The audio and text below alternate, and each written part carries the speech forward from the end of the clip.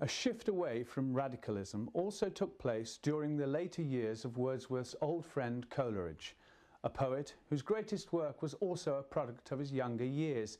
In his time at university, Coleridge began to use the drug opium to ease the pain of rheumatism, and much of his life would be spent struggling with opium addiction. This contributed to a falling out between Coleridge and Wordsworth in 1810, but of course by then the two men had already changed the poetic landscape with the publication of lyrical ballads some 12 years before. Both Wordsworth and Coleridge, before they wrote lyrical ballads, had both tried to write plays. Both plays failed, I mean, never got really big performances, but they taught themselves to use the language of actual speech. And in a way, if you assume a character, you actually take a particular position and explain what it seems like to be that person suffering in that way that individuals do suffer. They could really bring new areas of feeling to life by doing this. Coleridge's single contribution to lyrical ballads is one of the defining poetic works of the Romantic age. Later, he recalled how he had made an agreement with Wordsworth. His fellow poet would write about everyday life. Coleridge, to use his own words, would concern himself with persons and characters supernatural or at least romantic. With The Rime of the Ancient Mariner, he achieved his aim. It is a poem that tells the story of a mysterious seafarer on a great ocean voyage. As far as Coleridge was concerned, his major contribution, of course, to lyrical ballads was The Rime of the Ancient Mariner. And that is also a romantic poem in the sense of being a ballad and also being very much about imagination. You can read the poem partly as a journey of the poet's imagination into unknown realms. It's also experimental in terms of the language it uses. Coleridge tried to imitate archaic English, especially in the earlier version of the poem. And the story is of a voyage to the South Pole, in fact. The voyage starts well, all is going well, the weather is good.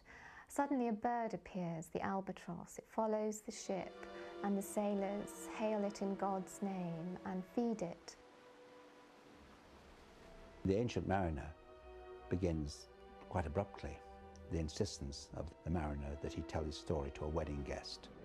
What is astonishing about the structure of the whole poem is that those two things are side by side. The insistent, dark story of the mariner, telling of a journey into the dark side of things, and the wedding going on, which sort of represents normal life. The mariner's decision to kill the albatross has terrible consequences. In one memorable passage of the poem, Coleridge describes the fate of the ship's crew. The many men so beautiful, and they all dead did lie, and 1,000 slimy things lived on, and so did I. I looked to heaven and tried to pray, but or ever a prayer had gushed, a wicked whisper came and made my heart as dry as dust. There was a source for the poem, which is called Shelvocke's Voyages, a book which Wordsworth had read, and he told Coleridge the tale, and you're told it was a mate of a ship called Mr. Hatley, who saw this albatross hovering near the ship, and in the fit of his melancholy, we're told in the story, he shot the albatross. There's no motive for the mariner killing the albatross. He just does it arbitrarily. Just at the moment when it takes place, the crew sort of say he's done a good thing, and then they say he's done a hellish thing. In other words, they don't really feel certain about their relationship to such a wonderful specimen of the natural world. The Rime of the Ancient Mariner remains one of the finest and most mysterious achievements of the Romantic imagination, but by the time it was published, Coleridge had already composed his second great imaginative work, Kubla Khan, or A Vision in a Dream. The title is entirely appropriate. Coleridge wrote the poem in a dream, an opium dream. Although Coleridge was woken from his drugged state before he could finish the poem, the 54 lines he did complete are a triumph of his poetic imagination. In Xanadu did Kubla Khan a stately pleasure dome decree, where Alf, the sacred river ran through caverns measureless to man, down to a sunless sea. So twice 5 miles of fertile ground, with walls and towers were girdled round, and they were gardens bright with sinuous rills, where blossomed many an incense-bearing tree, and there were forests ancient as the hills, enfolding sunny spots of greenery. The role of the imagination was very important to Coleridge and to all the Romantic poets. Coleridge, of course, defined the imagination very influentially in his work, the Biographia Literaria. But for him and for all the Romantics, the imagination was a divine faculty. It made the poet into a godlike figure. More than this, it was not only creative, it was also an act of love. Imagination allows us to see into the minds of fellow human beings, to understand fellow human beings. Although the drug-induced Kubla Khan was one of Coleridge's finest works, the opium that inspired it often affected him badly. Coleridge was also prone to heavy drinking, and, at times, the combination of the two reduced him to the verge of insanity.